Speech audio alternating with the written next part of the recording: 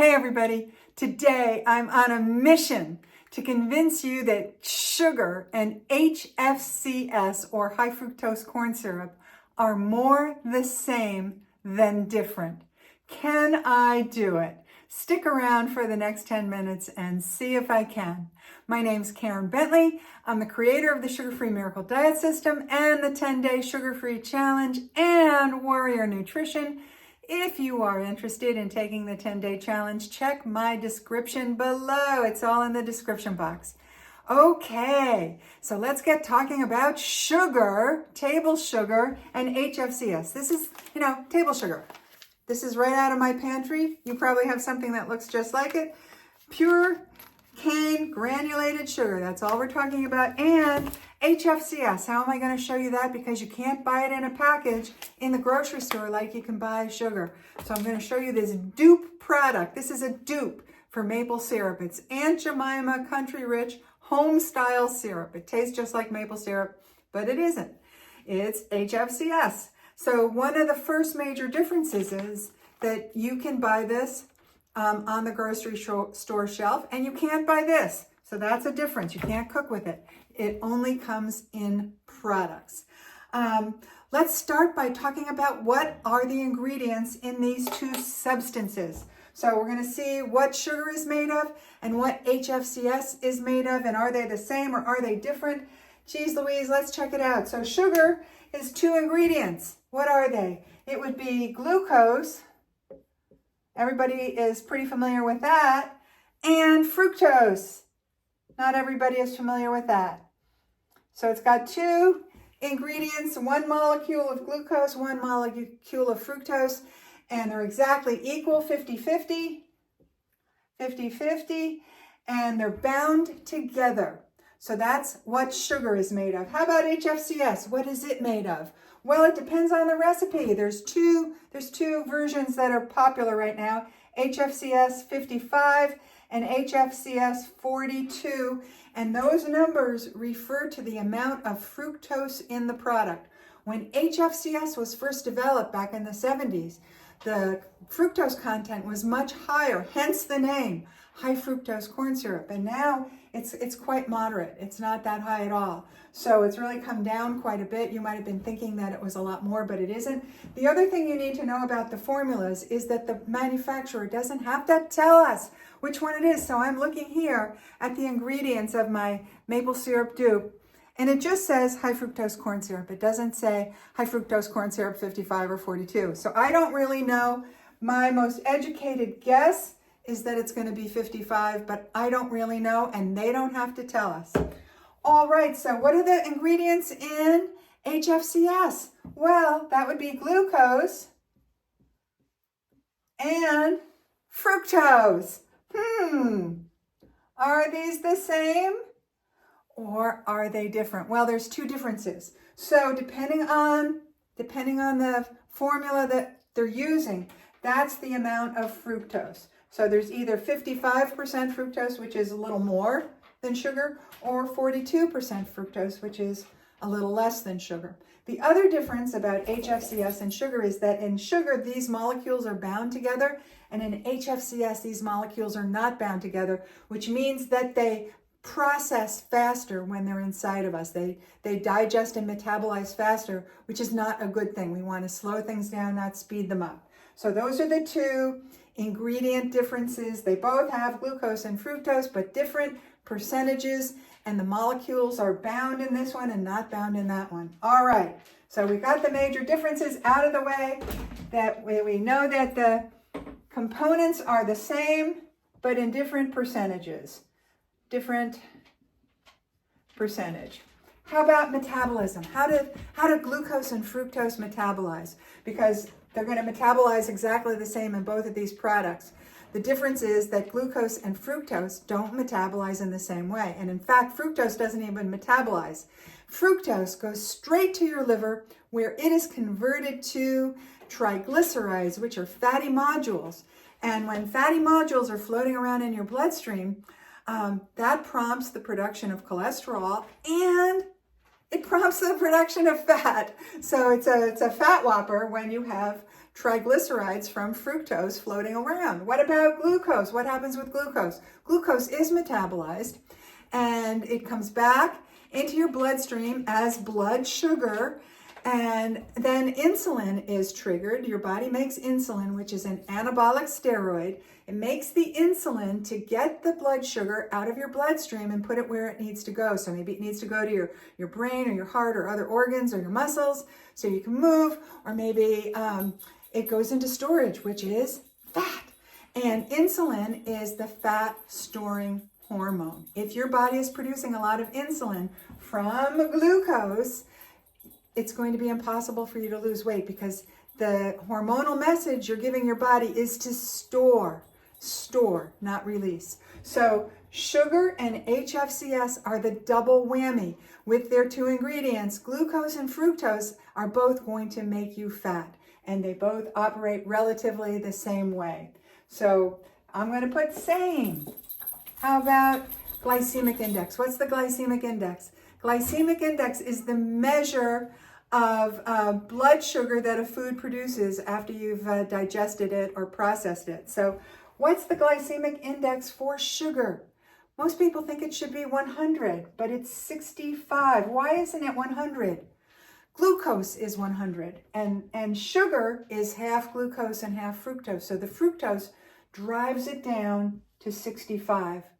So the GI of sugar is 65. What's the GI of HFCS?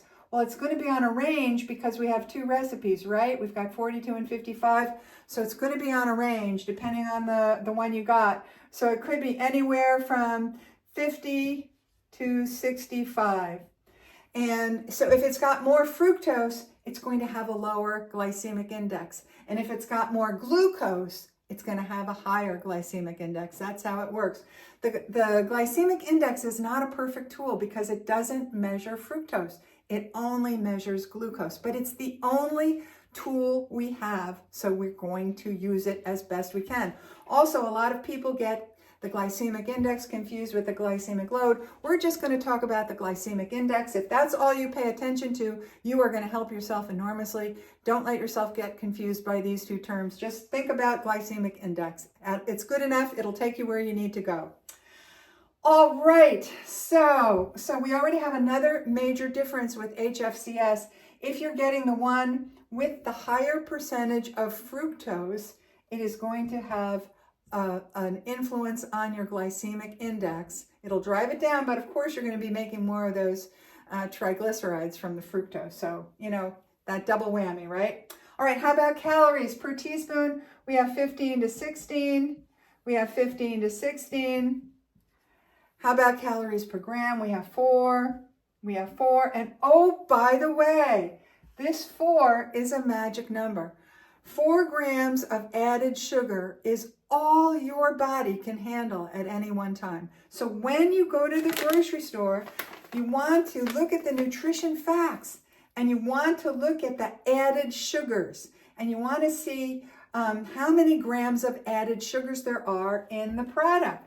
And you want to try to use as a guideline the number 4 grams, because that's really all you can handle without triggering a big insulin response. So that's the magic number there.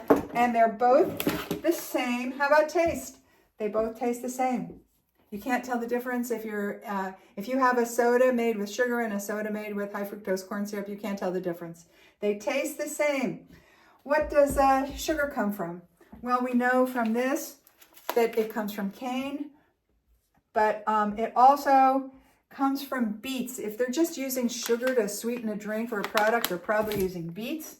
So it comes from beets and cane. How about high fructose corn syrup? Where does that come from? Well, there's a clue here. We've got the word corn. We've got the word corn in the acronym. It comes from cornstarch. Could be called cornstarch syrup, right? Syrup. So you know, you might see a change. We don't know. Is this a natural substance? It comes from a plant. It either has to come from a plant or an animal to be natural. So yep. Natural, yep. Processed, yep. Processed, yep.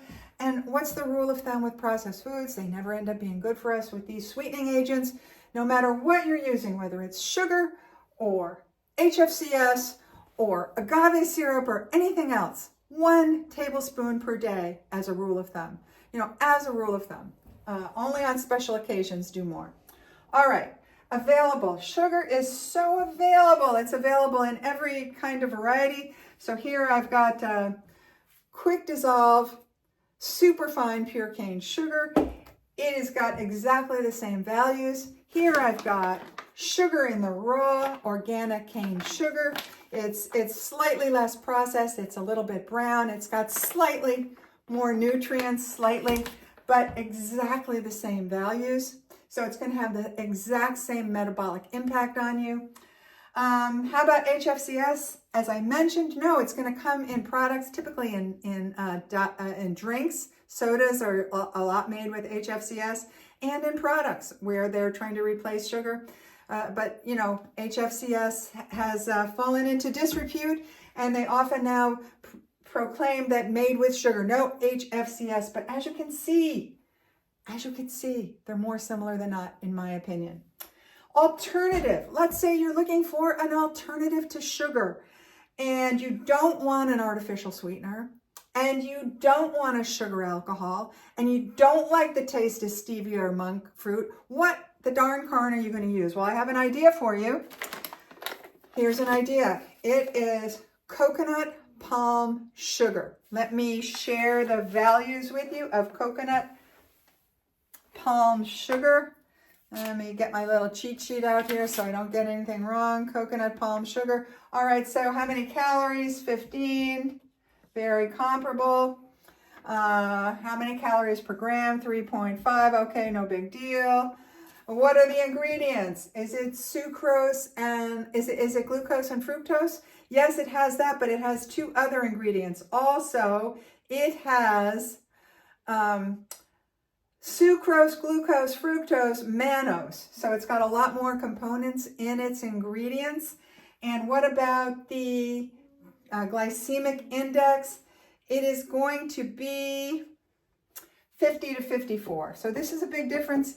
And also, interpreting the glycemic index is a little hard. It's categorized as low, medium, or high. Low is anything 55 or under. So this is a low glycemic choice. Medium is anything 56 to 69. So sugar is a medium. And anything 70 or over is high. So just as a reference point, I know it is a little confusing. So that is my recommendation for an alternative to sugar if you want something slightly less metabolically punitive. All right, how about this?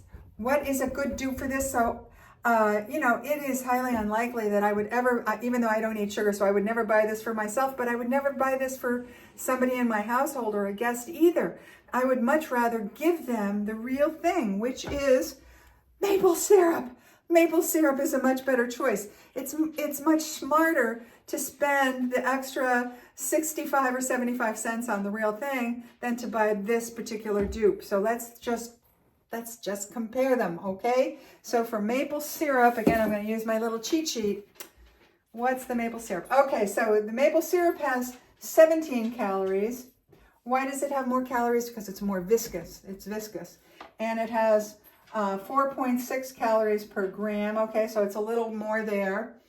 And we know that the ingredient that's really different in maple syrup is that it's 60% sucrose.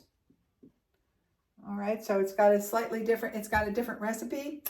And what is the glycemic index? It's 54 to 55. So again, it comes in at that low level. So the maple syrup and the coconut palm sugar are both going to be lower glycemic choices, and that if you want to actually use a sugar or a syrup, those would be a smarter choice. But you would still need to be careful with these substances. It's not a green light to use as much as you want. I hope that you enjoyed that. Sugar really is a substance you need to be conscious of in your diet. Always, always, when you're buying a new packaged food, always, always check the nutrition facts.